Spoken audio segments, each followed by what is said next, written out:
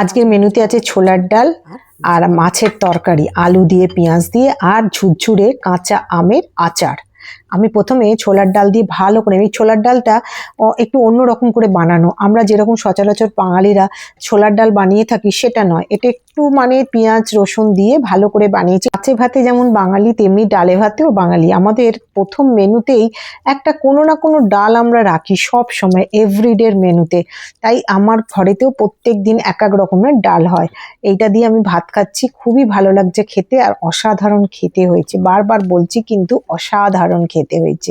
আমি চেষ্টা করব এই রেসিপিটা একবার আপনাদের সঙ্গে শেয়ার করতে। দেখুন, কথা বলতে বলতে আমার ভাত খাওয়া হয়ে গেল এবং মোটামুটি ডাল দিয়ে ভাতটা খাওয়া হয়েই এসেছে প্রায় একরকম ধরতে গেলে। আর মাঝে মাঝে একটু করে আচার দিয়ে খাচ্ছি। এই আচারটাও খুব সুন্দর খেতে, মানে এত টেস্টি আর এত মানে সুস্বাদু হয়, একদম ঝরঝরে শুকনো। এবার মাছের কালিয়া দিয়ে ভাতটা খেয়ে নিলাম। মাছের কালিয়াটা একটুখানি শুকনো শুকনো রসা রসা মতো বানিয়েছিলাম, এটাও খেতে খুব ভালো হয়েছে। যদিও খুব ভালো হয়েছে ভালো হয়েছে বলছি, সত্যি বিশ্বাস করুন, নিজে রান্না করে নিজেই বলছি ভালো হয়েছে, সত্যিই ভালো হয়েছে। আর মাছটা পাকা মাছ ছিল, এখানে মোটামুটি ভালোই মাছ পাওয়া যায় যেহেতু, সেই জন্য আমি মাঝে মধ্যেই এক এক রকম মাছের পদ রান্না করছি। কথা বলতে বলতে আমার মাছটা দিয়েও ভাতটা খাওয়া হয়ে গেছে। আর আচার তো আছেই, একটু করে ভাত খাচ্ছি আর একটু করে আচারের চাকনা দিচ্ছি।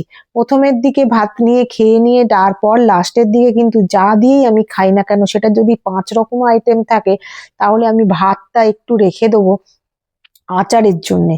আচার দিয়ে লাস্টের ভাতটা আমার খেতে ভীষণ ভালো লাগে। দেখুন, এইভাবে আমি পটাপট পটাপট করে ভাতটা মেখে খেয়ে নিলাম। আলু ফালু সমস্ত কিছু চটকে মোটকে খেয়ে নিচ্ছি, আর ভালোও লাগছে খেতে। আর খেতে খেতে যদি আপনাদের সঙ্গে একটু কথা বলা যায় তাহলে তো আরোই ভালো লাগে, মনটাও ভালো হয়ে যায়। যে দেখি আপনাদের শেয়ার করলাম। এইবার লাস্ট পাতে আচার দিয়ে মেখে ফেললাম ভাতটা।